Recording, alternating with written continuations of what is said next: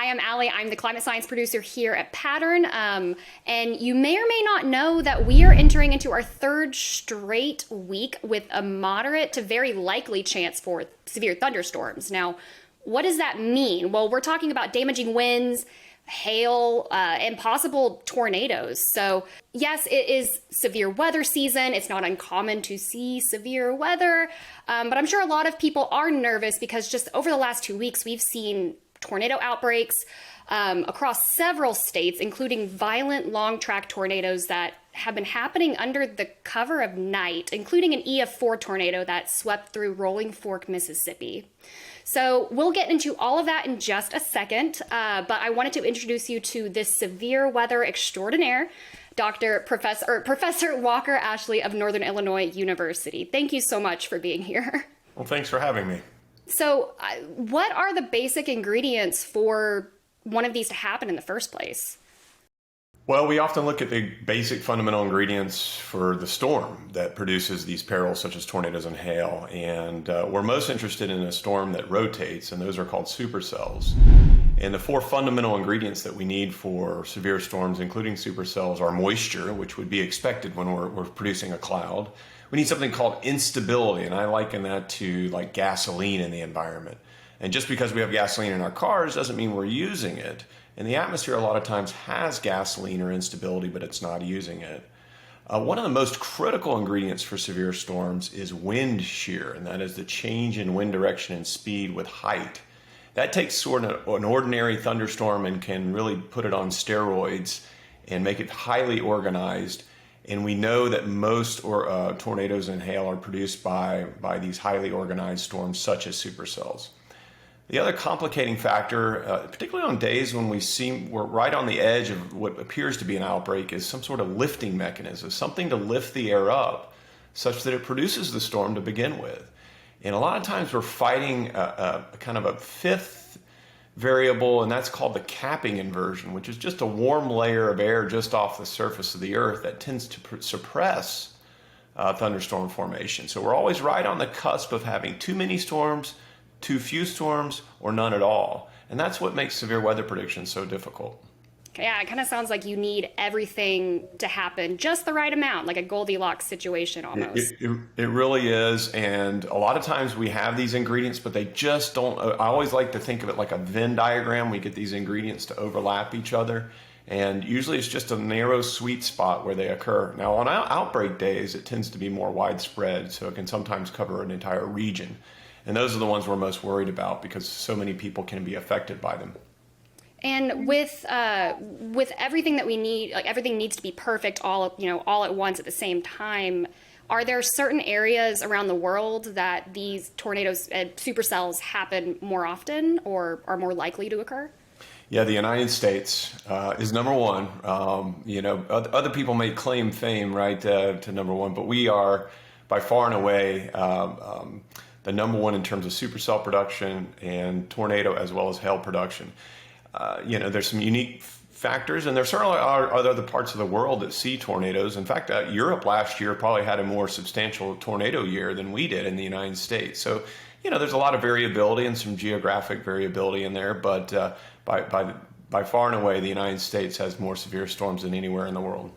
I think I also read that one of the single deadliest tornadoes wasn't even in the U.S. I think it was in Bangladesh back in 1989. Yeah, Bangladesh has an extreme vulnerability. We talk about some parts of the United States with its vulnerability, particularly the Mid-South and some parts of the interior and lower Gulf Coast. But by far and away, Bangladesh, the lack of good infrastructure, the lack of building standards puts a lot of people in harm's way when a tornado does come. And what we mentioned, not only does the U.S. have more tornadoes, we have stronger tornadoes. What are some of the factors behind that?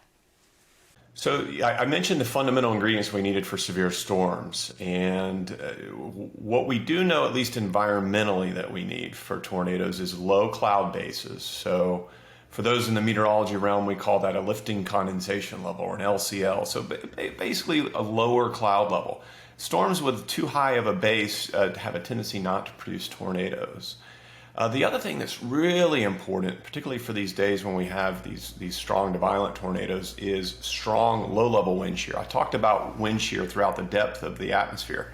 In this case, for tornado production, we really want a lot of it clustered right near the surface of the earth. So literally the lowest half mile or so. If we have a lot of change in wind direction and speed in that layer, it tends to suggest that we'll have a higher probability of tornadoes. So again, getting all these ingredients to align is really difficult at a large scale. And then if you think about doing this at the storm scale, and storms ebb and flow, they have different surges and inflows. They're very dynamic. So to have an event like we've had, over the last month or so, we get these long track tornadoes that are on the ground for sometimes an hour is really quite remarkable and quite rare. And you mentioned, so last year you said that Europe may have had like a more active season than we saw here in the States. Why are we seeing such a large, I feel like this year's just been really active so far. Like, let me just rattle off a few statistics. Like in January alone, we had 168 tornadoes, which is like 5 times the average for that month. And that just, we've had over 400 reported tornadoes so far this year. Is there a reason? Like, why? Right. Well, I think first and foremost, we got to understand that the atmosphere is variable, right? So while we might be having an active year this year, next year might be quite calm, or last year was relatively calm. And so it's natural to have this extreme variability when we're talking about extremes. I mean, heat waves don't occur every day. Severe thunderstorms don't occur every day. And so we are just in a period of time with a very active storm track. That's been the kind of the prominent feature over the last few months. And when you have an active storm track, severe storms are going to have a high chance of occurring. In terms of Europe, I think maybe that whether they had greater numbers than us is maybe debatable. But they had a lot of great video coming out of Europe. It does make a difference. It does. For us storm chasers, we're kind of jealous when we start seeing the video coming out of France or Italy, and we're sitting here with lack of good stuff to look at last year. Now, this year, it seems as though we're turning more active. As you've stated the statistics, we are running above normal. We're not in record-breaking territory. At least not yet, but we are getting ready to enter. April, May, and June are the most active months of the year for tornadoes and severe storms. So, let's see how this plays out. But right now, we're kind of ahead of the curve. It's interesting to hear. So, I've always loved weather, tornadoes especially. I grew up in Texas, but it's whenever you start to see a situation, right before an outbreak and you see all of those elements coming together, you're kind of like, oh, this is really cool, but you don't want it to happen because it's not good for people. Right. And what makes some areas more vulnerable to some of these outbreaks versus others? We'll dive into some other stuff in a second, but. Yeah, I think first, there's two things to creating impact, right? When we talk about a disaster, whether it's at the local scale, maybe a community's hit by a tornado, or a more widespread event like we saw on April 27, 2011. On one hand, there is risk. There's certainly areas of the United States that have a very high risk for tornadoes, and that would be the Great Plains and particularly the Mid-South. People don't realize this, but the Mid-South actually has a greater tornado risk than the Great Plains. And the reason why is because tornadoes down there tend to be longer and wider. And so they affect more land. And to me, what matters is a tornado's footprint, not a tornado touchdown point. So we're looking at risk. There's certainly areas of the United States that have a very high chance of these events on any given year. On the flip side, there is the vulnerability. And there are parts of this country that are in parts of our individual communities that are particularly vulnerable and usually lay down along socioeconomic lines. So impoverishedness, what sort of housing structure you're in, what sort of resources do you have in terms of warning capability, and what happens when a warning comes along. A lot of that is split down socioeconomic lines, and those people that are less well-to-do when it comes to money and resources have a higher chance of impact. And whether that's death or injury or just an inability to recover from one of these events, it's a really unfortunate situation, but one that plays out, as we've talked about, in Bangladesh, but certainly around parts of the United States as well. And let's back it up a little bit, because I mentioned the EF4 tornado that slammed Rolling Fork recently. Some of the details from the National Weather Storm Survey were pretty striking. So the preliminary storm survey after the tornado had gone through, and they had mentioned some of the damage, and each structure along the dead-end road, including several manufactured homes and on-site built home, was demolished. Homes and businesses had all walls collapsed. Several other structures had roofs removed. Debarking was observed on several hardwood trees, with only stubs of the main branches and some of the trees remaining. Now, that just the intensity that comes with it, obviously it was an incredibly powerful storm. And not only that, it happened in the evening, I think between like 8 to 9 p.m. local time. And unfortunately, 16 people lost their lives. And I know that you've done research in nighttime tornadoes. Could you tell us about that and why they're particularly risky? And yeah, so just looking at nighttime tornadoes, are 2 times as likely to kill. If you look at tornadoes that occur after midnight through sunrise, they're 2.5 times as likely to kill. So it's a particular vulnerability that occurs, and we know this all too well. There's a variety of reasons. First and foremost, people are naturally going to seek information when they hear a warning or look for the hazard, right? So they're going to try to look out their window or look to see and receive confirmation that there is something coming at them. Well, at nighttime, not so easy to see. Tornadoes in the south particularly occur a lot of times at night, and this is an area with a lot of rolling terrain, an area with a lot of trees. So visibility is let's call it lackluster. It's not great. And as a natural human psychology is to seek information, and when you can't get information, it puts you in a more vulnerable spot. A lot of people are in housing at night, and say versus a place of work during the daytime. And being in housing is usually a weaker sort of structure. And more importantly is those people that are in manufactured and mobile homes. And when you're in that type of housing, you are particularly vulnerable. In fact, most mobile homes, manufactured housing, will be destroyed at about EF1 to EF2 winds, whereas a good frame-built home is not destroyed until about EF4 or EF5. So you're a very, very heightened threat of destruction and injury and fatality if you're in one of these structures. The other thing is just receiving information at night is sometimes more difficult. A lot of times we're sleeping. We turn our phones on silent. A lot of us maybe don't have weather radios to alert us, in the event of a warning. There's just a myriad of factors that come together to kind of make things worse at night. And so whenever we have a threat at night, I really want people to take it very seriously. So during the daytime, we need to take it seriously, but at night, you really need to be on your toes, particularly those of us that are in very vulnerable housing. And I mean, I think one of my worst nightmares is just, again, an overnight tornado. Because I'm in bed, I'm asleep, phone's off, not paying attention.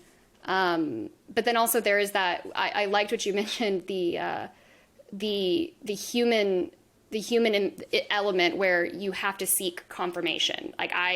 There was some, again, my mom lives in Dallas. There's some severe weather happening, and she's calling to tell me, yeah, the sirens are going off, but I'm looking outside and I don't see anything. And I'm like, well, get back inside.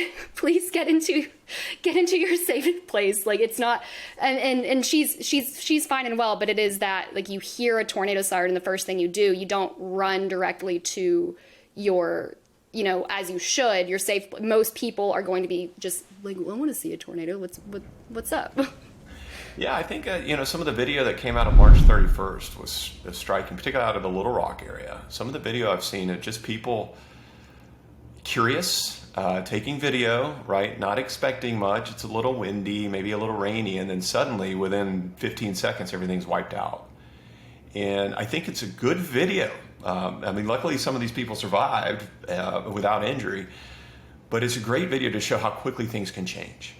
Yeah, people think that they'll have a lot of time to kind of prepare, but tornadoes come and go very quickly, especially during this cool and transition season. They move very, very quickly, and so you need to take the warning serious. I realize that we miss some warnings, right? A lot of our warnings occur Like without warning a warning. fatigue. Yeah, it is something. But you know what? Every time I get in a car, I put on my seatbelt.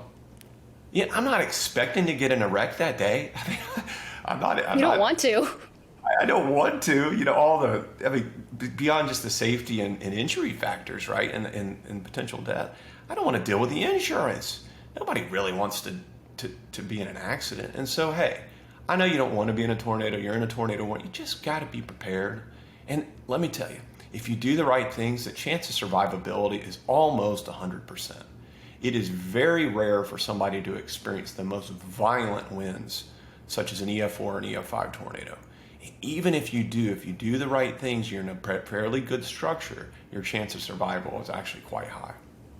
It's kind of like, I guess, when you're out in the wilderness or at a national park and you see a bear and you don't want to be attacked by a bear, but you kind of want to see the bear. So you're going to look at the bear, you're going to sit there and stare at the bear for a while. But if that bear starts coming closer to you, you need to go somewhere else. And bears can run really quickly. So yeah, it is. The human brain is fascinating.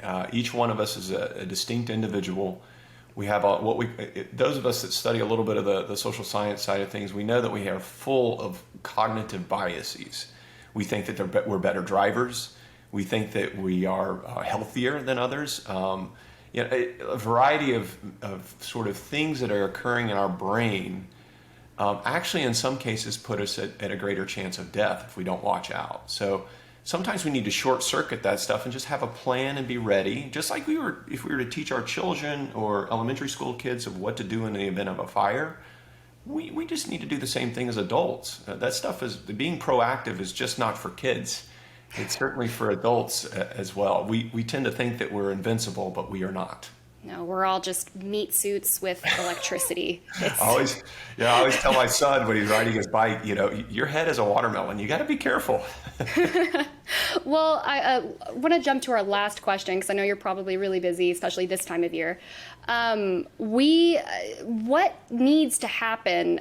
We're also building in a way that is making us more vulnerable. Can you maybe touch on that, and then what needs to happen to build more climate resilient communities? Oh yeah, that climate resilience is a perfect. That's what we need to do. Now, first and foremost, we need to build better, and maybe think about retrofitting. We are in a different world than we were, say, 20, 30, 50, 100 years ago. And our building standards have always been, in my opinion, subpar. So building codes in this country are driven at the local level. They are not driven by the federal government or in many cases even the state government. States do have a lot more power when it comes to building codes. But we usually build at the very bare minimum. Always like if I really want a great gourmet burger, right, to celebrate a big event, right? I really want just the most delicious burger ever. I'm probably not going to go to a fast food joint, right, to get it. And the way I think of our building codes is sort of the fast food of gourmet, meals. We are just at the bare minimum for sustenance and for good taste. Cheapest, quickest. Yeah, and we spend more time thinking about paint color or countertops than have you even inquired as to whether your foundation is bolted? I mean, is your house bolted to the foundation? You'd be surprised at how many houses in the United States are not bolted to the foundation, or at least bolted correctly. A lot of them are actually toe-nailed in with nails. So they're house of cards. And so I'm a real big proponent of building codes. The problem with building codes and improving them is each time you kind of move something up the scale in terms of making it better, it costs more.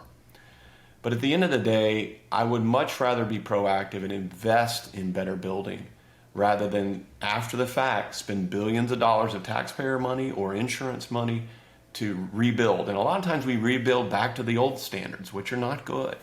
So I think there's ways to incentivize through insurance, maybe reduction in premiums, or through grants to improve or retrofit a lot of our building. And we just have to be prepared. It's not just a tornado problem. If you talk to insurers, the biggest cost these days is hail, and so better roofs. And obviously tropical cyclones, wildland fire, all of these factors are occurring in the landscape, and we just need to be prepared for them in a better way. You can buy safety. The hard part is the buying, is spending the money and trying to find the money to do that. Yeah, exactly. Well, I really appreciate you taking the time to speak with us today. It has been a pleasure. I've learned a lot. Love speaking with you. And I really like the work that you're doing. So please come back and visit us, Doctor. Yeah, it'd be great. Thank you so much. I appreciate it. Bye-bye.